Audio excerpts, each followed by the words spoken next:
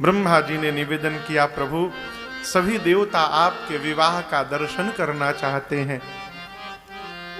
बाबा ने अनुमति प्रदान की है। अब यहां देवताओं और ब्रह्मा जी ने सप्त ऋषियों को बुलाकर कहा, आप जाकर हिमांचल जी के यहां से मुहूर्त लाइए। सप्त ऋषि पहुंचे, लेकिन दर्शन करिए, सप्त ऋषि सीधे हिमांचल जी के पास नहीं गए। सप्त ऋषि पहले मां पार्वती के पास गए। मां पार्वती जब तपस्या कर रही थी तो यही सप्त ऋषि गए थे। देखिए, आपसे एक निवेदन करूं, आप किसी सत्कर्म की ओर यदि बढ़ रहे हैं तो कई ऐसे भी लोग मिलेंगे जो आपको उस सत्कर्म को करने से मना करेंगे, तो उन पर रूठिए मत। क्यों? हो सकता है कि आपकी निष्ठा का पता लगाने के लिए भगवान ने ही उन लोगों को आपके पास भेजा हो कि जाओ विघ्न करो, देखे कितना निष्ठावान है, रुकता है कि आगे बढ़ता है। यहां सप्तऋषि पहुंचे थे पहले मां पार्वती से तपस्या में मिलने। मां ने कहा था कि हम नारद जी गुरु जी की बात मानकर, देखिए ना, मेरी चाह वैसी है जैसे कोई पानी पर दीवार खड़ा करना चाहे। मैं असंभव को संभव करना चाहती हूं। मैं नारद जी की बात मानकर शंकर जी को पति के रूप में प्राप्त करना चाहती हूं। मां भवानी ने कहा था नारद सप्तऋषियों से कि मैं अपने गुरुदेव भगवान नारद जी की आज्ञा का उल्लंघन करने वाली नहीं हूं। मेरा घर बसे चाहे उजड़ जाए। और मां ने वहां सूत्र दिया, जीवन में जो गुरु की वचनों पर विश्वास नहीं करता उसको स्वप्न में भी सुख प्राप्त होने वाला नहीं है। वही बात सप्तऋषि पुनः कहने लगे कि उस समय तो हमारी बात नहीं मानी आप। गुरु जी की बात पर विश्वास था, नारद जी की बात पर। आपका प्रण झूठा हो गया पार्वती जी। शंकर जी ने काम को ही भस्म कर दिया।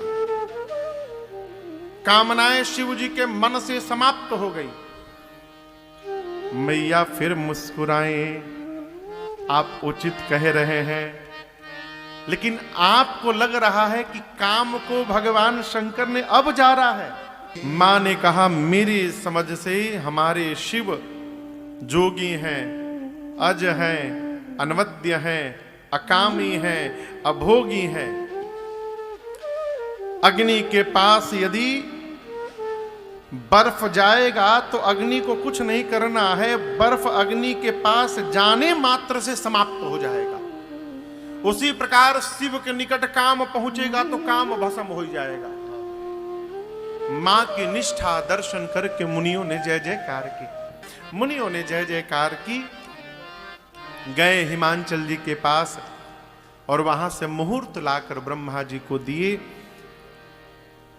वैशाख मास शुक्ल पक्ष पंचमी तिथि दिन निकला गुरुवार का। सभी देवताओं को ब्रह्मा जी ने आदेश देते हुए कहा कि अमुक तिथि को सभी लोग सायंकाल 5 बजे निजी वाहनों द्वारा, दूल्हे की ओर से कोई वाहन की व्यवस्था नहीं है, खुदे नंदी पर बैठ के जाएंगे तो आप लोग के लिए क्या व्यवस्था करेंगे। तो अपने अपने वाहन के साथ बराती बन के देवता लोग पहुंचेंगे और तब 5 बजे बारात कैलाश से नीचे उतरेगी। कहीं जाना होना नहीं है, उतरना है बस। कैलाश ऊपर बाबा बैठे हैं, नीचे उतरते महल है हिमांचल जी का जहां बारात जानी है। विवाह का दिन आ गया। जैसे भगवान शंकर ने श्रृंगार करने के लिए गणों से कहा, बाबा के गण फंस गए। फंस गए हो जो आज तक कभी आपन श्रृंगार न किया हो। अब पहले बार में दूल्हे का टेंडर मिल गया कि इनका श्रृंगार करिए, वो कैसे श्रृंगार करेगा? जैसे बाबा वैसे बाबा के गण। शंकर जी एक शिला पर बैठ गए और भगवान शंकर के गण उनका श्रृंगार प्रारंभ करते हैं। आइए पूज्यपाद गोस्वामी तुलसीदास जी महाराज की इन चौपाइयों के साथ हम और आप सभी लोग मिलकर बाबा का श्रृंगार करते हैं। बाबा शिव ही शंभु गण करहि श्रृंगारा, शिव ही शंभु गण करहि श्रृंगारा। बाबा का श्रृंगार हुआ, हाथ में त्रिशूल डमरू लेकर बाबा सजे। बाबा नंदी महाराज सज कर आए, बाबा नंदी पर विराजमान हुए, नंदी, भृंगी और श्रृंगी और शंकर भगवान ये सब लोग नाचने लगे। प्रतीक्षा होने लगी, बाराती आवे तो चला जाए। थोड़ी देर बाद 5 बजा, जैसे 5 बजा सारे बाराती पहुंच गए। कौन? सारे देवता अपने अपने वाहन विमान पर बैठकर, और अकेले नहीं सब परिवार आए, अपनी अपनी देवियों के साथ देवता पहुंचे। जैसे नगर में ये सूचना फैली कि बारात नगर के निकट आ गई है, लोग अपने अपने द्वार के श्रृंगार को अंतिम रूप देने लगे। पूरा हिमाचलपुरी अद्भुत सौंदर्य से सुसज्जित हुआ है। बारात नगर के द्वार पर, मुख्य द्वार पर पहुंची और बारात के स्वागत के लिए अगुवान, जो बुजुर्ग लोग, श्रेष्ठ लोग थे, हाथी घोड़ों पर बैठकर नगर के द्वार पर पहुंचे बारातियों का स्वागत करने के लिए। मैना मैया हाथ में आरती की थाली लेकर गावह गीत मनोहर बानी, साथ में सखियां मंगल गीत गा रही हैं।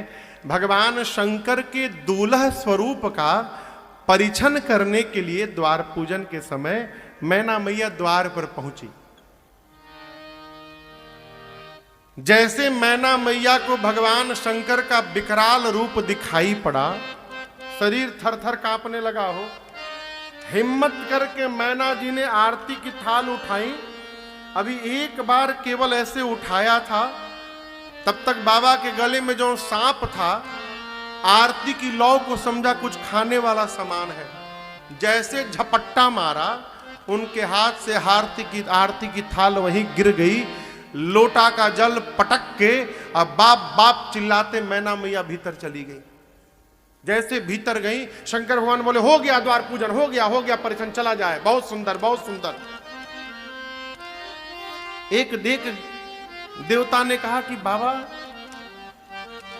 आपकी सास आई, बिना आरती उतारे थाली पटक के चली गई, आपको कष्ट नहीं हुआ? शंकर जी बोले मेरे ससुराल का यही नियम है, यहां का यही नियम है। सास आती है, दूल्हे का चेहरा देखती है, थाली पटक के चली जाती है। जब हमको कष्ट नहीं है, आपको क्यों कष्ट हो रहा है? भाई साहब चलिए अपना काम करिए। मैना मैया ने कहा कि ब्रह्मा जी की मति बावली हो गई है।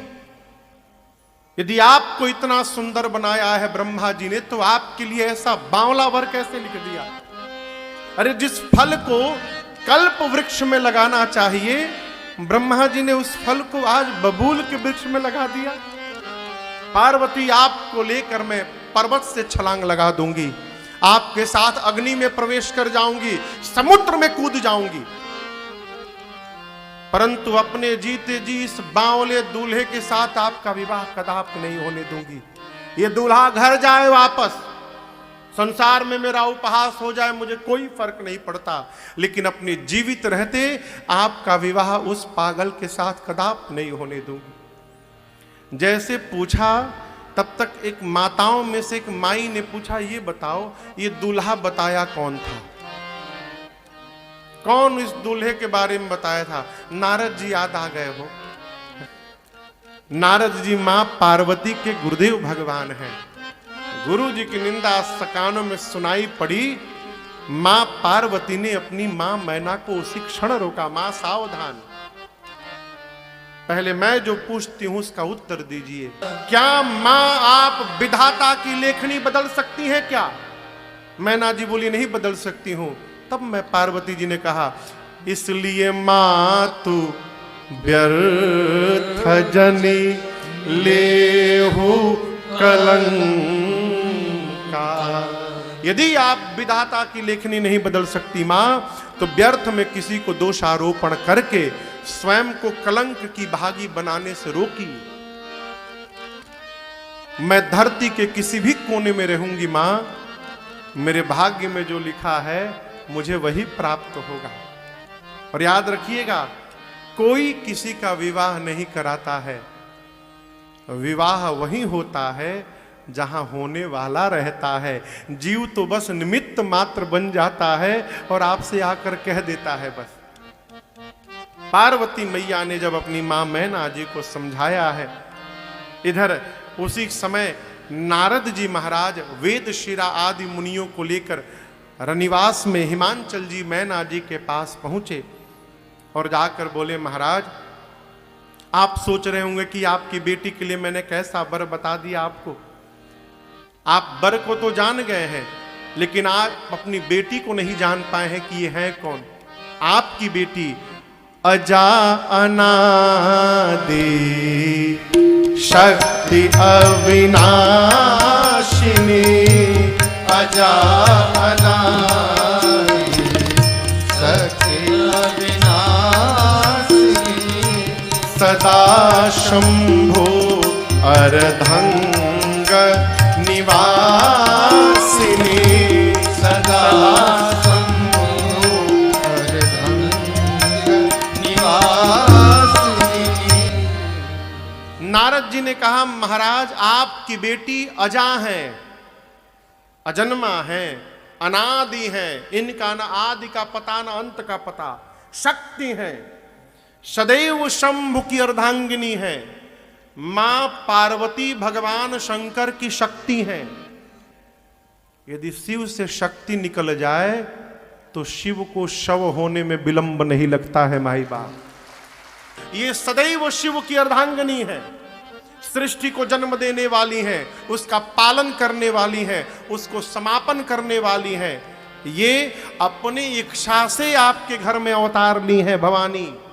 ये भवानी है, शिव प्रिया है। पिछले जन्म में सती थी, दक्ष की बेटी थी, लेकिन सती के शरीर में पार्वती जी ने शंकर जी के वचनों पर विश्वास नहीं किया, जिसका परिणाम उनको शरीर का त्याग करना पड़ा। और आपके पुण्य के कारण अब आपके घर में पार्वती बन के शक्ति ने अवतार लिया है। ये शिव अर्धांगिनी है, जगदम्बा है। जैसे नारद जी ने परिचय दी, सबका कष्ट दूर हुआ। पूरी हिमांचलपुरी में घर घर ये बात पहुंच गई कि पार्वती जी जगदम्बा है, शिव प्रिया है। यहाँ हिमांचल जी और मैना जी ने बार बार मेरी माँ के पार्वती जी के चरणों को वंदन किया है। जैसे पाणी ग्रहण संस्कार हुआ, 3 लोक 14 भुवन एक ही स्वर में बोलने लगा, बोलिए उमापति महादेव की जय, बोलिए गौरी शंकर भगवान